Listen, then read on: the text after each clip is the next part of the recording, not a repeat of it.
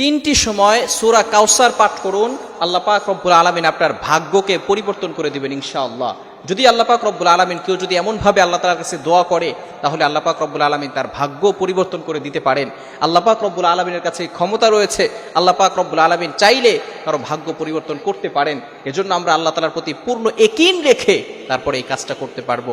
যদি আমরা এই আমলটা করতে পারি, তাহলে আমরা অনেক বিষয় আল্লাহ তাআলার কাছে দোয়া করি, কিন্তু দেখা যাচ্ছে সেই দোয়াগুলো কবুল হয় না। এই ক্ষেত্রে যদি আমরা এই আমলটা করেও দোয়া করতে পারি, তাহলে আল্লাহ পাক রব্বুল আলামিন সেগুলো অ্যাকসেপ্ট করবেন, কবুল করে নেবেন। চমৎকার একটি আমল, তিনটি সময়ে আপনি আমলটা করবেন।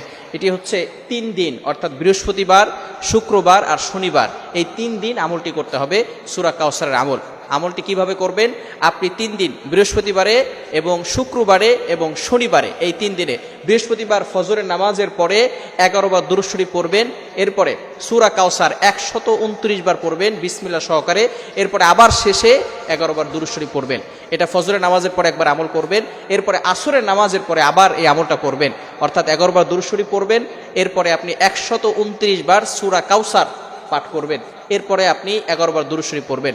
আবারও ইশারের পরে আপনি 11 বার দুরূদ শরীফ পড়বেন, সূরা কাউসার 129 বার পড়ে এরপরে 11 বার দুরূদ শরীফ পড়বেন। তাহলে এরপরে যদি আপনি ইশারা নামাজের পরে দোয়া করেন, আল্লাহ পাক রব্বুল আলামিন ওই দোয়াটা কবুল করে নেবেন।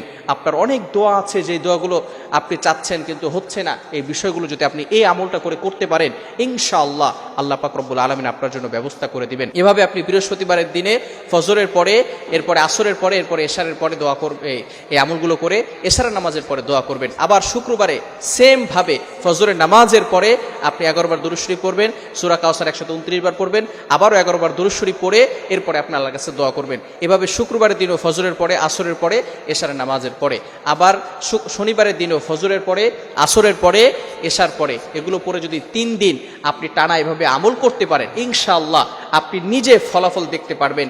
আপনার যেই দোয়াগুলো আছে, যেগুলো আপনি আল্লাহর কাছে করতে চাচ্ছেন, এই দোয়াগুলো আল্লাহ পাক রব্বুল আলামিন অ্যাকসেপ্ট করবেন, আল্লাহ পাক রব্বুল আলামিনের কাছে গ্রান্টেড হবে।